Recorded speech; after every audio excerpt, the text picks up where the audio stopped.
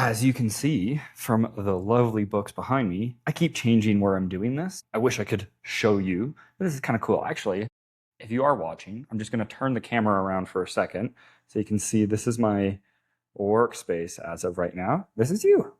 And so I'm still at that hostel, but they have like two cool different workspaces. This one's more of a coffee vibe shop, as you can see with the library stuff behind me. And the other one, maybe it looks similar, but maybe less the books. But I thought this would be cool, especially you can see the aesthetics. No one's around, so I can go and, talk rather than that phone booth that I had the other day. So I'm still in Peru. I'm still in Cusco. Little update on what I've been up to, and then I'm going to talk about my training principles. So it just actually had back-to-back days with back-to-back massages.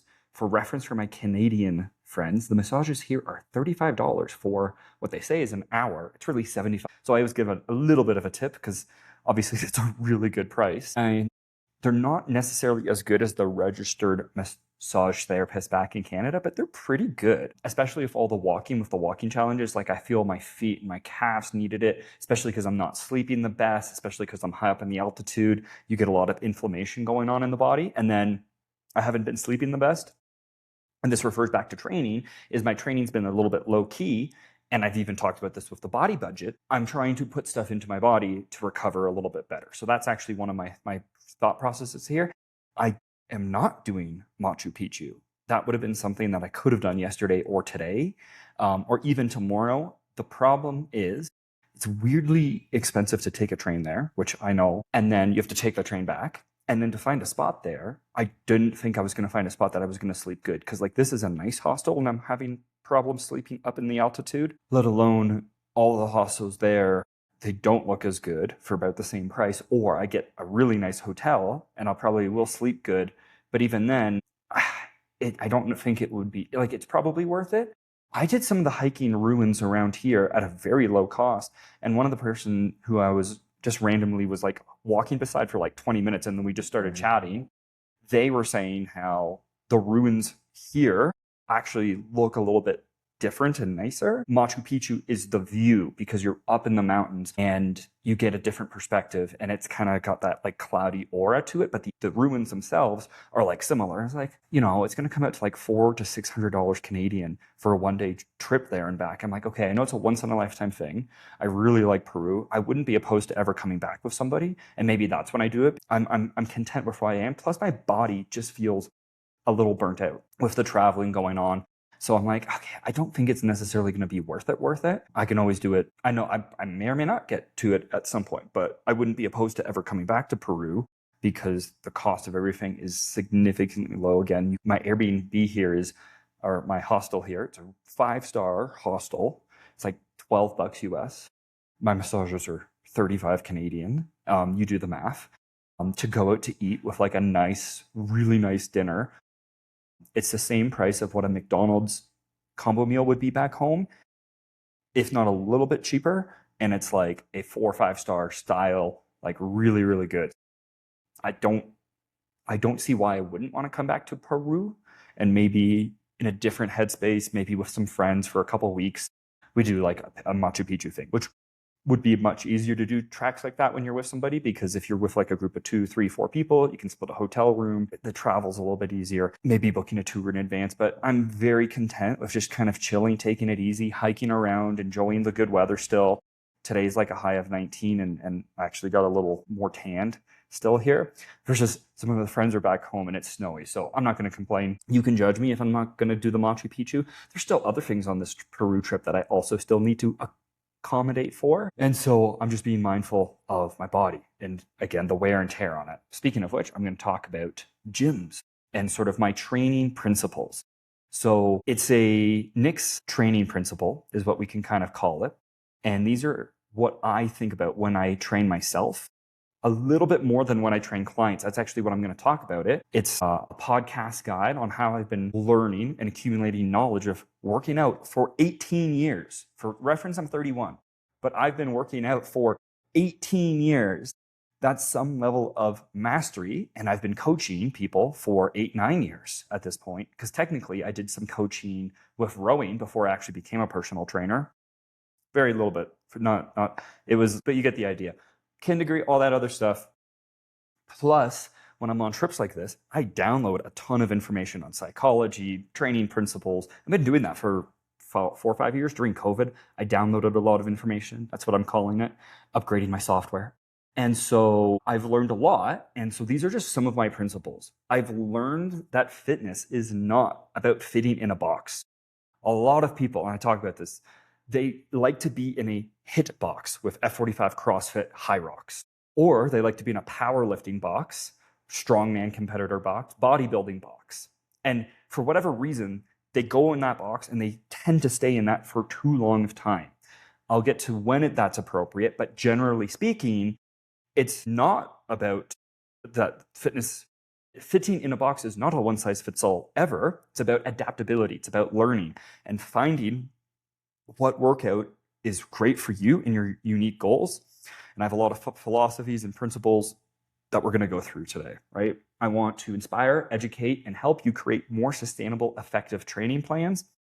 Whether you're a beginner, experienced lifter, you're a coach yourself, right? And you can refine your methods a little bit more. That's literally the purpose of this podcast. It's training wisdom, right? Trainer's wisdom.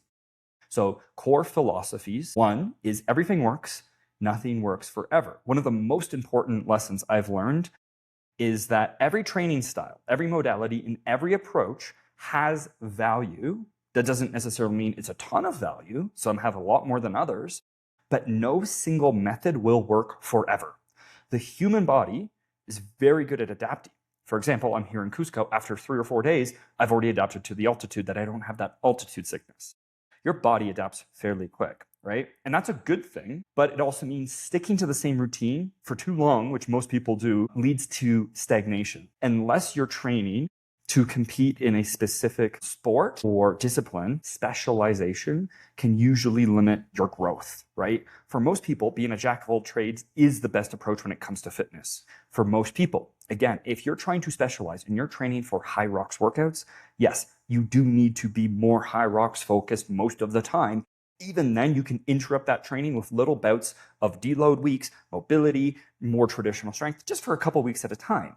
So, for example, let's say you want to train for hypertrophy. You can do that for 6 to 12. You can do a program for 6 weeks and then a part 2 to that program for 6 weeks. You could do that and then break it up with like a 2-week deload, 2-week mobility and isometrics, and then go back to your hypertrophy. And that 2-week little micro break will help resensitize you to that hypertrophy and address any weaknesses and blind spots that the hypertrophy has. Same thing with Hyrox. In my opinion, understanding those style of workouts I'd say there's at least 2 major blind spots, and it's doing a workout that's designed to be a competition leads to potential high risk of injury due to you're trying to do things as fast as you can, not necessarily as effective as you can. So slowing things down, focusing on technique, introducing deload weeks, mobility, isometrics, and unilateral work would be great. That's one side of things. And then the other side of things is just working on a little bit more strength and cardio separation. I know a lot of the workouts are going to be put together like that, but there is going to be value to sometimes just doing strength for a week and then sometimes doing cardio for a week. Guess what? The studies show that you get better results when you do that than if you mix everything all in the same workout. You still have to train like that to some degree, but it is important to break those things up, right? So here's a good general rule of thumb. Follow a program for as little as 2 weeks, as much as 6 weeks. 3 to 4 is usually what I like to do with clients. And then set a general goal for 6 to 12 weeks.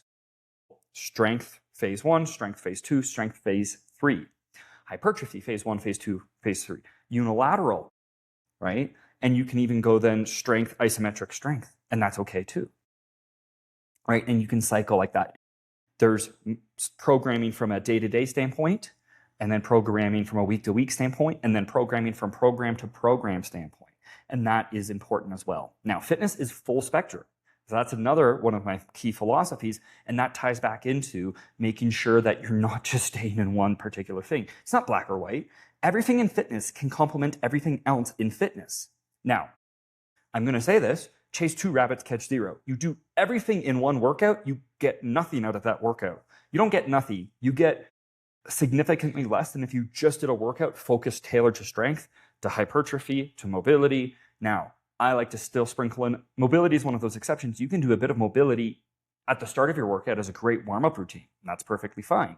You could end with a little bit of conditioning on some of your workouts, depending on what that style or structure was, depending on the person's goals. But generally speaking, you usually are better off separating things, right? Couple main goals that people train for: power, endurance, strength, mobility, aesthetics, right? Functional training, hybrid training, right? There's so many different styles and there's a wide spectrum. So in my opinion, strength should always be the foundation, with progressive overload being the cornerstone. Now, getting strong at all rep ranges, not just the 1 to 6 rep range. So just constantly getting stronger, right? There's different types of strength. There's a grit strength, like how long can you take heavy farmer carries for? Is it 40 seconds, 45 seconds, a minute? Strongman competitors do that, right? That's grit.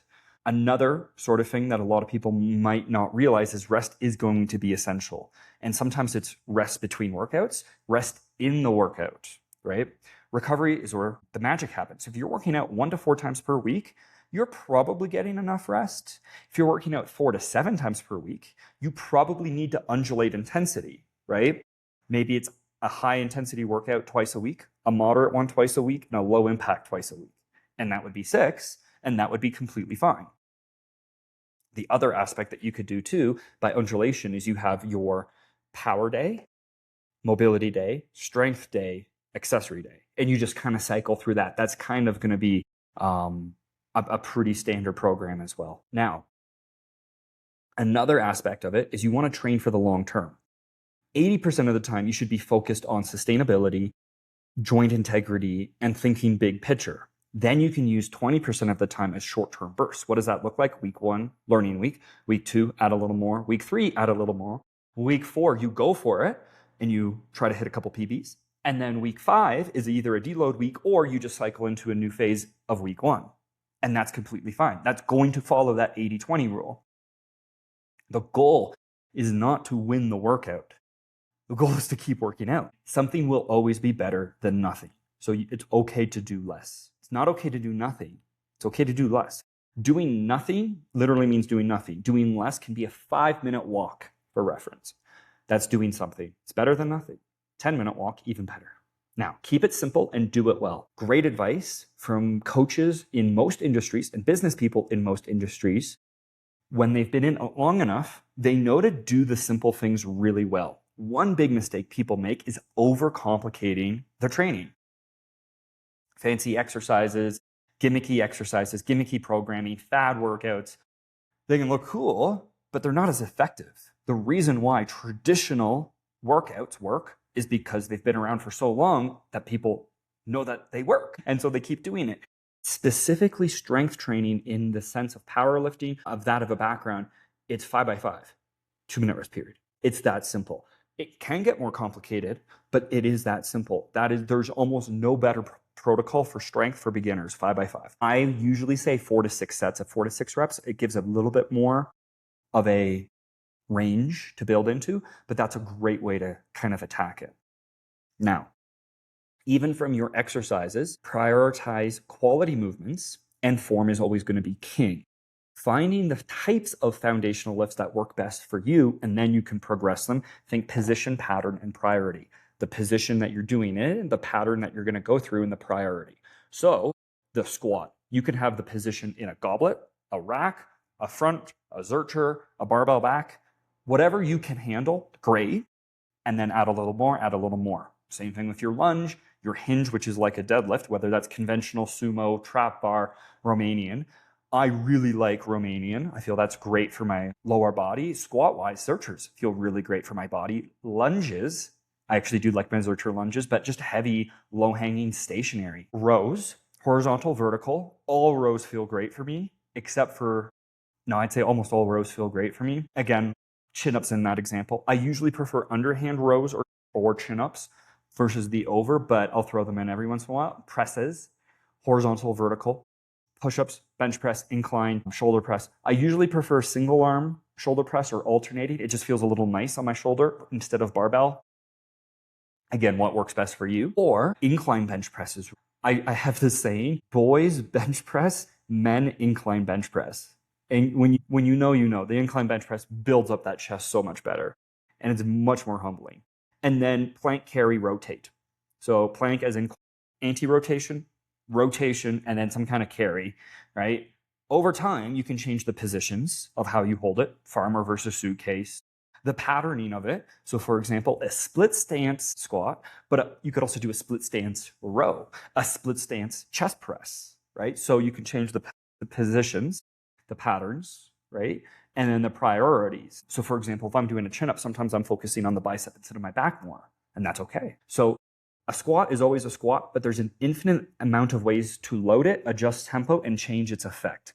So there's a finite amount of fundamental movements, but there's an infinite amount of ways to apply them. And the more you play with that, the better. Reps, sets, tempo, rest are also ways to play with that. They're variabilities for building blocks in your training. They determine your outcome of your programming: strength, hypertrophy, endurance, mobility, isometrics, etc. Learn the basics first. Understand how reps, sets, tempo affect your results. This is very general. Low reps usually build strength. Moderate reps build some strength and a decent amount of muscle. High reps build sometimes a little bit less muscle, but more muscular endurance. Here's the thing. If you're so used to one, sometimes going into the other one gives you a novel effect, which can help build more muscle. For example, if you're always in the 6 to 12 rep range and you go down to 5x5 or even 4 sets of 4 and it's really heavy, you'll probably actually build muscle because it's a very novel stimuli versus a 3 sets of 12. Same thing as if you're always in the 4x4, 5x5, go to some higher reps. Do like 2 sets of 15 and see how you feel. And that's going to be a part of it. Normally, there's certain rep ranges that fall in line with certain tempos and rest periods, but you can even modify that. Sometimes sub-maximal, you do one, here's a fun one, you do 1 rep at what's 85% your max, but you only take like 20-second rest periods and you just keep going, and it's a ton of sets. That is a technique. And that's more of a master technique. I've never programmed that for clients, but it is a technique. Rest matters more than you think, especially during strength training. Don't skimp on the rest, right? Rest between your sets. Your body needs it to recover, to lift heavy. Strength is better than HIIT. Why? Well, HIIT has its place. Strength training should always be the priority. There's no such thing as HIIT strength training. That's just cardio with weights. I will fight on a hill and die on that hill. Correct me if I'm wrong. Now, that doesn't mean that HIIT training can't be effective for some people. And you know what? I probably need to do more traditional HIIT. Traditional HIIT is not what you'd see at CrossFit or F45 or Orange Theory. A traditional HIIT would be doing a 20-second sprint with like a couple minute rest. Again, long rest. HIIT training should actually be more like strength training. HIIT training should not be more like cardio training. You still get cardio benefits, but it's like 20 seconds full out with 2, 3, 4 minute rest periods for like 4 or 5 rounds, and that's it. That's actually a really good HIIT style. I need to do more of that style. And again, it gives you long rest periods, lifting heavy and doing actual high intensity, and then longer rest periods, because strength training kind of mimics that. And when you look at a sprinter, they rest a long period of time. They're not doing tons of intervals with 20 seconds of work and 10 seconds rest. They're doing 15 seconds of work with 3 minutes of rest. And you can see the muscle mass difference. So another aspect is just always being a student of the game. If you're listening to this podcast, you're a student of the game because you're learning, you're growing. Fitness is evolving, kind of. What worked, we're not evolving, and what has worked in the past will always work, but there's always something new to learn. There's always a new approach. That doesn't mean you should ignore the basics, and old school methods are phenomenal. That's a great base, but sometimes it is important to learn something new and put yourself out there. And worst case scenario, I did this for a month and it actually wasn't that good. Well, now I know what to kind of ignore, and that's perfectly fine too.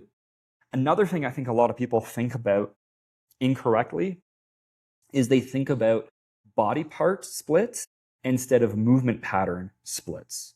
So squats, for example, work your legs. No one's denying that.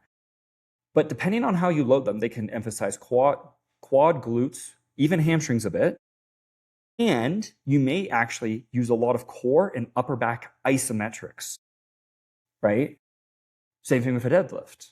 Now, is a deadlift a back or is it legs? In my opinion, squats and deadlifts are full body, mostly legs, depending on the type of deadlift. If it's a conventional deadlift, it's a lot more 50-50 of legs and low back and lats versus a sumo deadlift is a lot more glutes, a little bit less back. And I do prefer my sumo deadlift. And then trap bar deadlift is a little bit of quad, a little bit of glute, and hamstrings. So depending on how you load it. And so instead of thinking I'm working this muscle group, especially with strength, it's I'm working this pattern. A bench press is a good example. Oh, that's a great chest workout. Well, it also works your triceps, also works your shoulders. Also, your lats and upper back have to stabilize that shoulder a lot. And so you can make an argument that it's getting worked in there. Not to the same extent. You're not necessarily going to cause the muscle damage that you couldn't then do a great lat exercise next, but it is getting worked. And so I want to encourage people to start looking at the 3 Ps and how they're going to fit together. What's the position they're in? What pattern are we doing? And what's the priority? The priority can still be working our quads and glutes. Now, splits and programming, this kind of falls into that. Full body splits. That's a great way to do workouts for beginners. Up to probably working out 4 times a week, you can do full body splits. You could do squat, row, and bench press one day, deadlift, a vertical like a chin up, and a shoulder press. And those are both full body, right? You still have 1 lower, 1 upper, and 2 upper, but one's push, one's pull, and one's lower. That's great full body. A great way to split it up. You can also do upper lower splits or push pull splits, or upper push, lower pull, and vice versa. Upper pull, lower push. And so that's another great way. That's probably about 4 to 6 times per week is the upper lower push pull splits. Bro splits don't work for everybody, especially if you can't commit to 4, 5, 6, probably closer to 6 times per week. And if you're a beginner, because you have too many exercises that you need to think about versus if you just focused on those 3, like I said, squat, row, and bench press, that's a great workout for a beginner. That is the workout for a beginner. You don't need to be like, oh, you need to do chest day and these 5 different variations of chest exercises. No, that's stupid. You can do bro splits if you're able to work out that frequent because you might need that recovery. You're taking things to fatigue. That is so much more of a hypertrophy style.